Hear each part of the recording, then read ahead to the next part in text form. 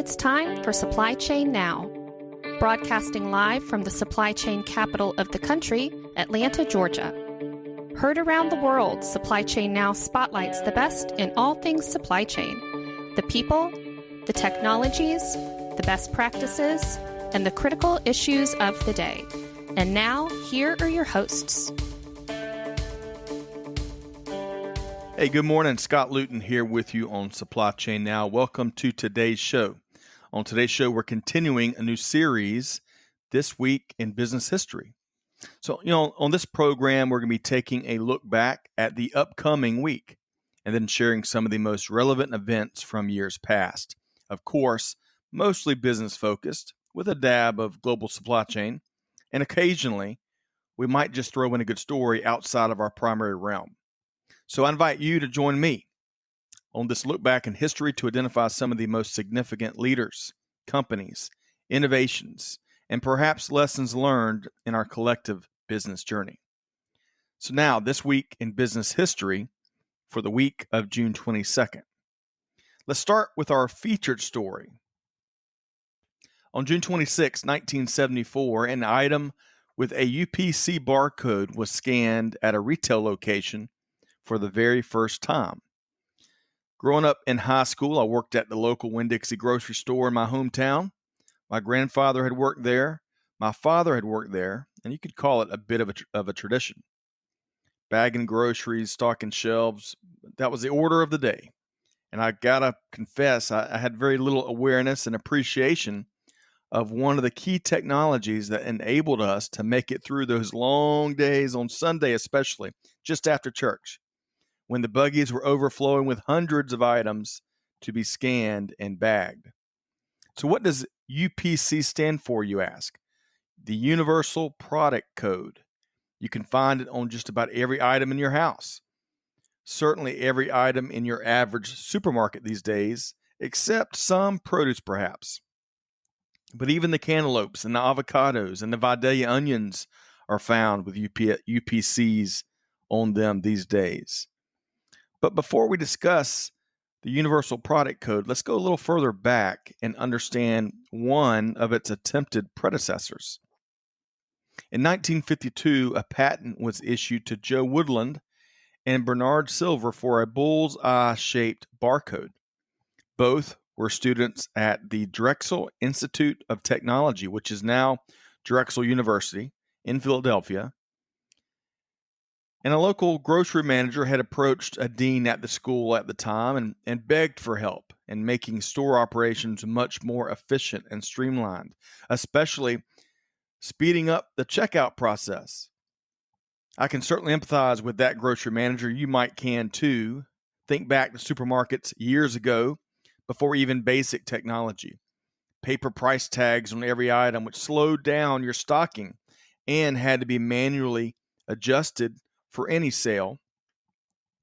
And on Sunday afternoons, when the buggy with 652 items came to the checkout lane, each paper price tag had to be read and typed into the cash register. No errors, please. We're going to check the tape. But back to Woodland and Silver. So they had developed a bullseye barcode and got it to be successfully read by a 500-watt bulb and an oscilloscope. However, for practical widespread adoption, the inventors were really missing the technology to process the data. They had no microcomputer system at the time, of course. The 500-watt bulb was also deemed to be not quite bright enough for reliable field usage. In the next couple of decades, that would, of course, be addressed. The laser, which is actually an acronym that stands for Light Amplification by Stimulated Emission of Radiation.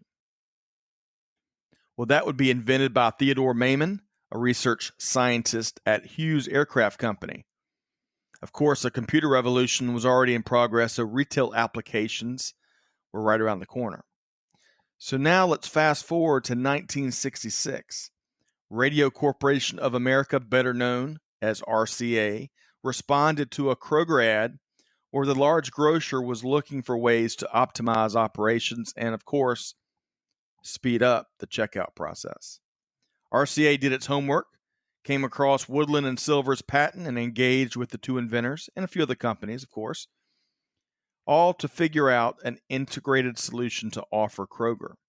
The collaboration was successful to some extent, at least, and in 1967, at a Kroger store in Cincinnati, the system was installed and it passed with flying colors. But one big chore still remained with the local store's employees. They had to affix the bullseye barcode on every item. Very time consuming, mind you, and if it wrinkled, it might not scan. As this innovative experiment was taking place, other change in the retail and grocery industry was happening. In 1966, the National Association of Food Chains began looking for solutions to speed up the checkout line. In 1969, the group began to call for change, and they were looking for a universal system, not varying practices and systems on a per store or per chain basis. Now, they were looking for something bigger. In 1973, the predecessor to the Uniform Product Code Council was formed, and an ad hoc council from the group would put together an RFP, a request for proposal, to get companies to submit proposals on a to-be-designed universal product code. Part of the non-negotiables, the barcode had to be readable from any direction. It must be able to be read quickly. Hey, those checkout lines can't be slow. That's what we're after, right? And it had to be accurate. Specifically, less than 1 in 20,000 undetected errors. This council would ultimately choose a UPC barcode proposal from IBM, that's right, Big Blue, over competitors such as RCA and National Cash Register.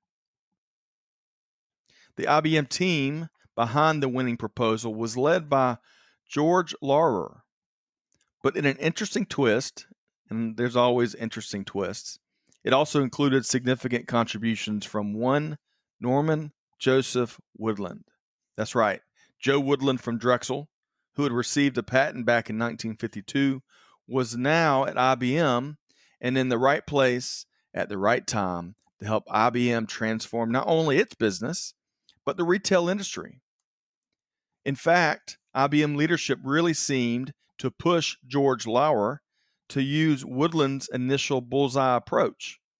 The one that RCA initially bought into. Laurer would go on to say that IBM, quote, wanted me to write something up that said the RCA proposal was the greatest thing since sex, but my nature and my training would not allow me to support something I didn't believe in. I simply went against my manager's instruction and set out to design a better system, end quote. Words to live by. And that's just what Laurer and his team did, including Joe Woodland. Now, there's a ton of math, certainly above my pay grade, that went into the successful design of IBM's UPC code. There are a variety of UPC formats, but most commonly used format is UPC-A. UPC-A is basically a bunch of bars and spaces that encode a 12-digit number. Okay, so now that we had our barcode system selected, what do we do next? Well, they put that new technology to work directly. On June 26, 1974, at a Marsh supermarket in Troy, Ohio, the first product with IBM's barcode system was scanned. Note, NCR, which was based in Dayton, Ohio at the time, would design and provide the checkout counter, and PSC Inc., which is now part of DataLogic, would provide the scanner itself. The whole system ran about $10,000 in 1974. Rest assured, they're a lot less expensive these days. That first product that would go down in history to be scanned with the new UPC barcode that would transform industry. What was that item, you ask? That would be a 10-pack of Wrigley's Juicyfruit gum.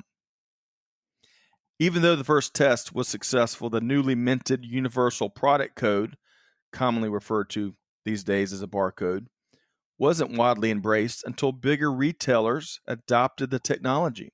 Kmart was an early adopter, for one, and helped proliferate the UPC barcode out through industry. In fact, it spread across grocery and all through retail in the 1980s.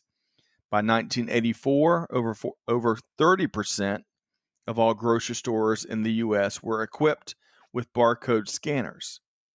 And of course, they're ubiquitous these days. They're found in every store. But it's important to note a couple of things. UPC barcode numbers are not simply a random string of numbers chosen by the manufacturer or producer of the goods, but rather it's a very specific string of numbers that follow a global standard regulated by third parties. Remember the Uniform Product Code Council that was critical to the proposal, the selection, and then the adoption process? Well, that is now GS1 US, which is the third-party standardization organization for barcode usage in the United States. One other item that is so beneficial to how barcodes work nowadays, the supplier of the goods take care of affixing the barcode. It's usually part of the packaging. The stores don't have to worry about applying price tags or barcodes to products. Now, of course, it didn't happen overnight. Never does. And you still have some exceptions, as always. We've probably all been in convenience stores, for example, that may not use barcode readers. Different strokes for different folks, as I like to say. Regardless, from a system standpoint, the UPC barcode's impact is far greater than what it was initially thought to be. Remember, they were after simply speeding up the checkout process. I like how Gavin Waitman puts it in his 2015 book, Eureka, How Invention Happens. He says, quote, though the inspiration for the barcode was the plea by supermarkets for technology that would speed up the checkout, its greatest value to business and industry is that it has provided hard statistical evidence for what sells and what does not. It has transformed market research, providing a rich picture of people's tastes, and it has made production lines more efficient. The once dreaded death ray laser beam now comes in handy gun-sized scanners that instantly read and log anything from hospital drugs to newborn babies. End quote. Well put, Mr. Waitman. Okay, so let's now take a look in a bit more succinct way on some of the other notable historical items on this week in business history. On June 28th, 1902, the first Spooner Act was passed by U.S. Congress, also known as the Panama Canal Act. It authorized President Theodore Roosevelt and the United States to purchase land in Panama for the express purpose of constructing a canal to connect the Atlantic and Pacific Oceans.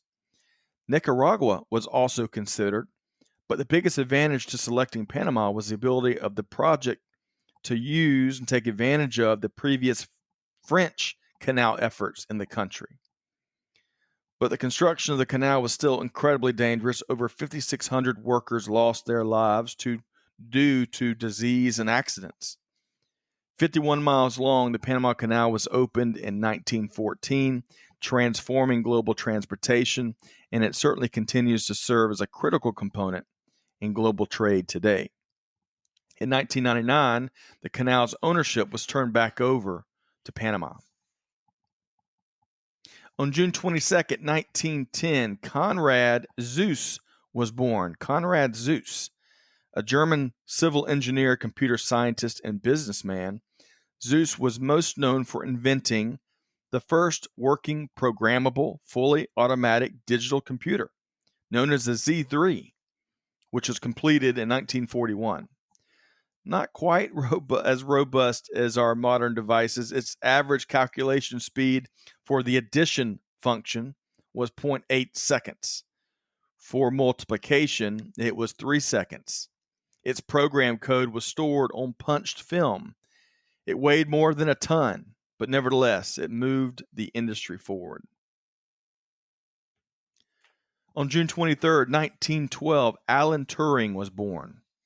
An English mathematician, computer scientist, cryptanalyst, and much more, Turing was instrumental in Allied war efforts in World War II, where its code-breaking feats were legendary and highly impactful. In fact, some experts have claimed that Turing's work shortened the war in Europe by more than 2 years. He had many significant contributions to the computing world after the war, including developing the automatic computing engine and developing what is still referred to today as the Turing test, a standard for measuring machine intelligence. Sadly, Alan Turing was also badly mistreated and castigated for his homosexuality. He took his own life at age 41. In 2009, 55 years after Turing's death, the British government, via Prime Minister Gordon Brown, officially apologized for his mistreatment. On June 28, 1969, the Stonewall riots took place at the Stonewall Inn, located in the Greenwich Village neighborhood of Manhattan, New York. The riots were in response to an early morning police raid at the Stonewall Inn. Largely frustrated by the constant police harassment and social discrimination, patrons and area residents fought back, rioting for the next 5 days. Important to the gay rights movement and really the business world in general, it was a galvanizing moment and led to the formation of numerous gay rights organizations. And a year later, in the same area, the first gay pride parade took place in 1970. The Stonewall riots legacy also includes June being recognized as LGBT Pride Month each year here in the U.S. and around the world. We celebrate those pioneers and trailblazers that have helped business leaders truly offer opportunity for all and discrimination towards none. But we still have a ton of work to do. It's certainly a journey with no finish line. That wraps up our look at the week ahead from a business history standpoint. Those are some of the stories that stood out to us. But what do you think? What stands out to you? Tell us. You can shoot us a note to amanda@supplychainnowradio.com or join our Supply Chain Now Insiders group on LinkedIn and share your feedback and perspective. We're here to listen. I hope you've enjoyed the second edition of This Week in Business History. On that note, be sure to check out a wide variety of industry thought leadership at supplychainnowradio.com. Find us and subscribe wherever you get your podcast from. On behalf of the entire team here at Supply Chain Now, this is Scott Luton wishing all of our listeners nothing but the best. Do good, give forward, and be the change that's needed. On that note, we'll see you next time on Supply Chain Now. Thanks, everybody.